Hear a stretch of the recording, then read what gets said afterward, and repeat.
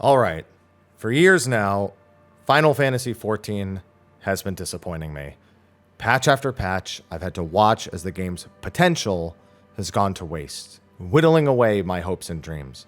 But I'm not talking about the game's story, the raids, the crafting, the fishing, the side quests, the fates, the tomes, the gear, criterion, Boja, Eureka, diadem. No, none of that. I'm not talking about any of that. I like most of it, but I like the game.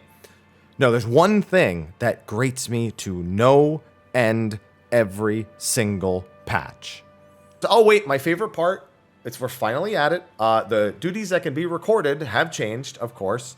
Heidelin, still there. Hephaestus, still there, but now instead of Aglaya, we can record Euphrosyne. What's the point? You know what you do? Tell them to stop. Use anything. Use Marilla's Action, OBS. Record it with your phone. Just hold it up to the monitor. It's probably better. That's right. The Duty Recorder. This feature was implemented back in patch 4.2 and was advertised as a means of saving an entire instance worth of gameplay.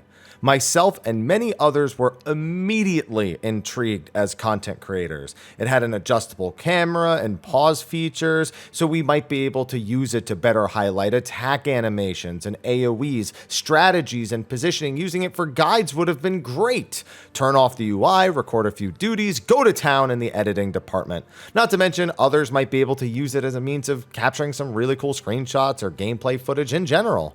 It was all our dreams come true within the game itself. Until it wasn't.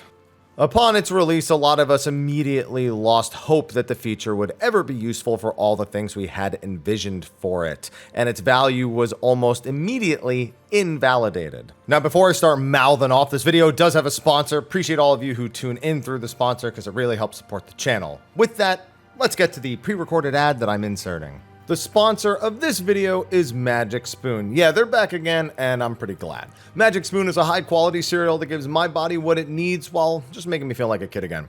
For those who follow me on social, you know I'm back on my fitness grind, and breakfast is actually kind of tough for me. I like eggs, but I don't want them every morning, and a lot of breakfast options are really carb and or sugar heavy, including traditional cereals. That's where Magic Spoon's got me covered. It's high in protein, has no sugar, and it's good for my more carb-conscious mornings. Not to mention, I just love to snack on it in the evenings after a workout.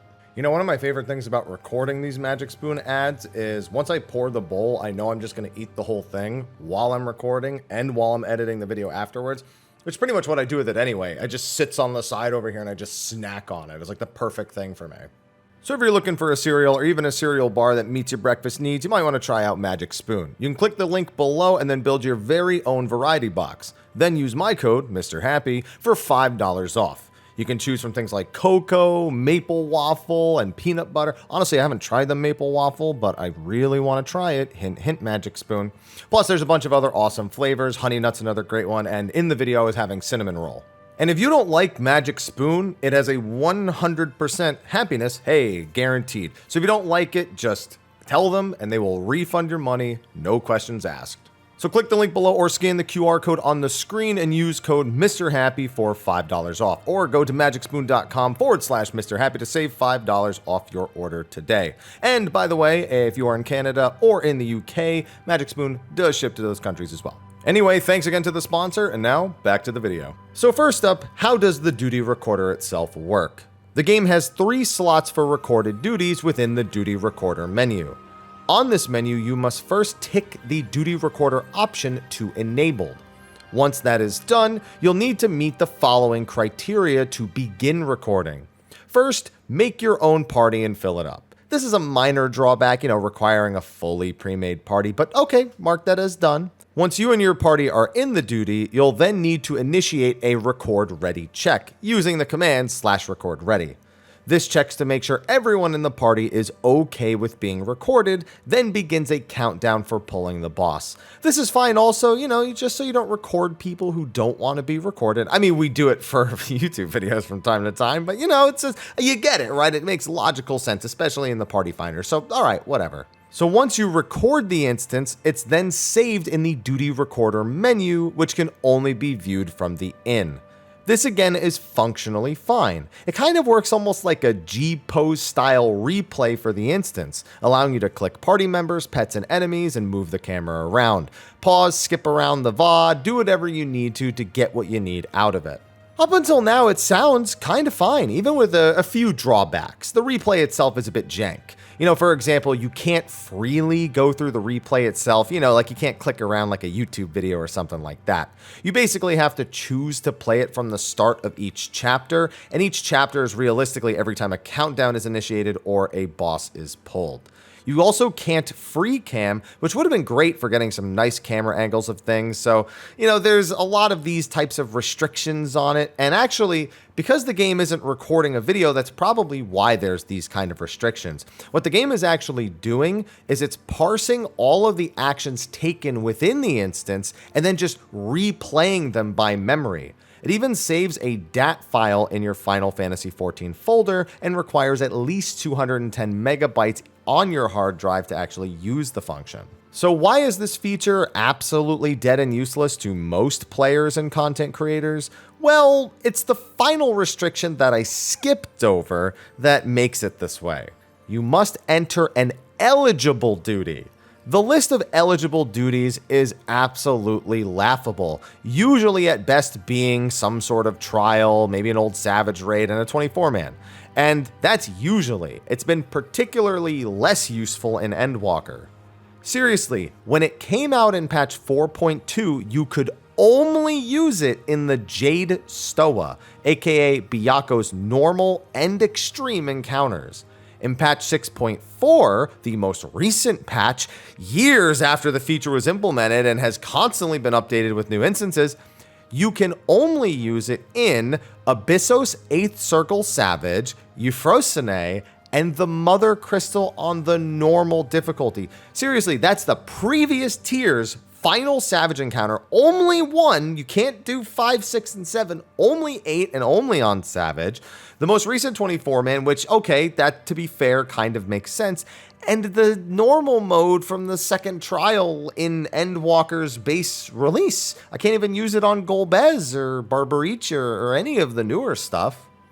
So realistically, what we have here is a feature that, while not perfect, could at least be functional and more used, but is completely held back by what it is eligible to be used for. Seriously, do you think I'm going to go back to P8S now after 9, 10, 11, and 12 are out and try to do some sort of fancy thing? Heck, I'm pretty sure 8th Circle Savage wasn't even added until 6.3, well after I would have needed it, because I'm pretty sure that Asfidelos' final encounter on Savage was the one that was in 6.2.